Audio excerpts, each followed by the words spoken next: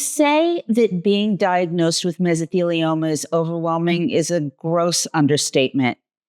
You're facing a rare, serious cancer with unfamiliar medical terminology, complex treatment decisions, and an uncertain future. Amid the shock and fear of diagnosis, it's hard to know what to do first. Today, I want to walk you through the essential first steps after a mesothelioma diagnosis, the practical actions that will set you up for the best possible care, help you make informed decisions, and ensure you don't miss critical opportunities. I'm Terri Oppenheimer. I've been writing about mesothelioma and asbestos for the website mesothelioma.net for over a decade. I'm not a physician, and this is not medical advice or legal advice, but I can guide you through the initial steps that will help you take control of a situation that feels completely out of control. Let's start with the very first thing you should do, and that's take a breath and give yourself permission to feel whatever you're feeling. Shock, fear, anger, disbelief, grief.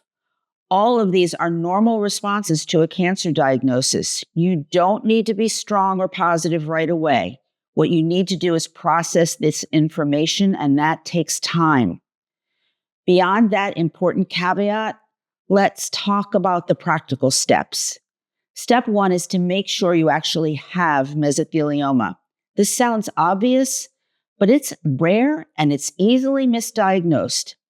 If your pathology was done at a community hospital by a pathologist who rarely sees mesothelioma, get your slides reviewed by a pathologist who specializes in mesothelioma. Centers like Brigham and Women's Hospital in Boston, MD Anderson in Houston, Memorial Sloan Kettering in New York, and others have pathologists who look at mesothelioma tissue daily, and they can confirm the diagnosis with confidence. Call one of these centers and ask how to send your pathology slides for review. This typically takes a week or two, and it could be the most important thing you do. Once you've confirmed the diagnosis, you'll be sure you're not being treated for the wrong disease, and it'll either establish or verify your cell type, whether it's epithelioid, sarcomatoid, or biphasic. This dramatically affects your prognosis and your treatment, and gives you much needed confidence in proceeding with all of your treatment decisions. Step two is to gather your medical records. You'll need complete copies of your pathology reports, any imaging studies that are on disk, including CT scans, PET scans, x-rays, operative reports if you've had any procedures, and any other relevant medical records. These records are legally yours.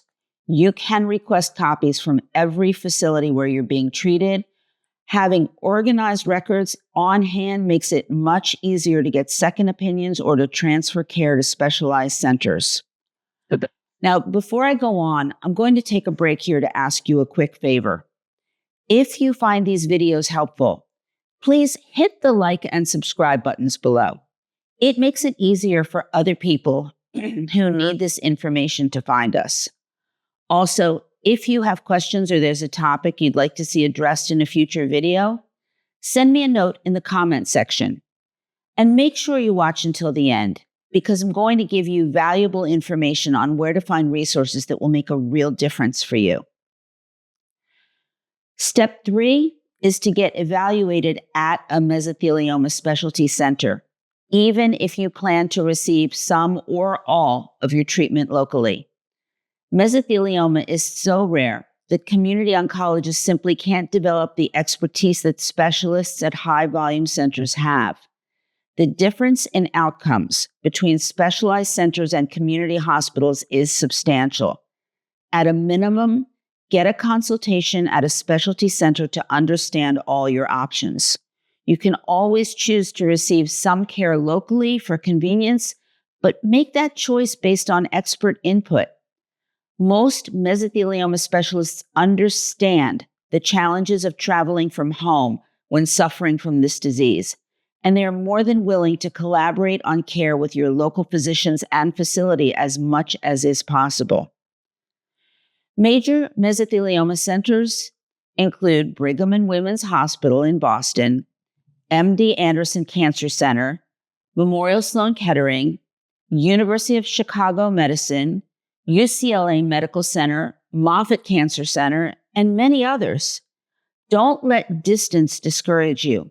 Most centers accept out-of-state patients, and you might only need to travel for major treatments and do your routine care closer to home. Next, understand your specific disease. Not all mesothelioma is the same. Beyond knowing that you have pleural, peritoneal, or pericardial mesothelioma, what cell type do you have? Epithelioid, sarcomatoid, or biphasic? Based on any imaging and procedures you've had, what stage is your disease? These factors fundamentally affect your treatment options and your prognosis. Don't proceed with treatment decisions until you clearly understand these basics about your specific disease. You want to assemble a strong support team. You cannot and should not go through this alone. Identify family members or close friends and neighbors who can attend medical appointments with you. You're naturally going to be anxious at those meetings, and there's a good chance you won't remember everything the doctors say. Having someone with you to take notes and help you ask questions, that's invaluable. Also, designate someone to help coordinate your care. Making appointments, organizing records, and researching treatment options is time-consuming, and it doesn't have to fall all on you. Consider joining a mesothelioma support group, either online or in person, where you can connect with others who truly understand what you're facing and can give you good advice.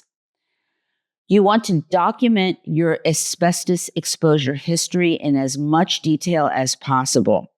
When and where you were exposed, what jobs you had, what specific tasks you did that involved asbestos, who were your employers, were you in the military, might you have been exposed to a family member who worked with asbestos. Write down the answers to all of these questions with dates, locations, and as much specificity as you can. If you were in the military, get your service records. This information is critical for potential legal claims and compensation. And face it, our memories fade over time. Document it now while the details are close to fresh. Next, understand your treatment options at a high level before you make detailed decisions. Learn about surgery, what types exist, who is a candidate, and what centers perform them. Learn about chemotherapy and immunotherapy options. Learn about clinical trials.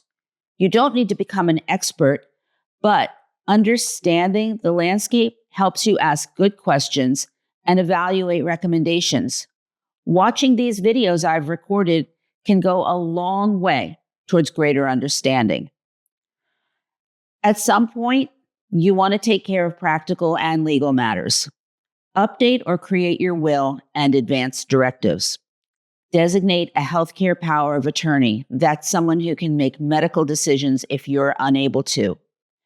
Review your insurance and understand what's covered. If you're still working, familiarize yourself with your employer's policies on medical leave. Also, take the time to contact an asbestos attorney who specializes in mesothelioma cases so you'll understand your legal rights and potential compensation.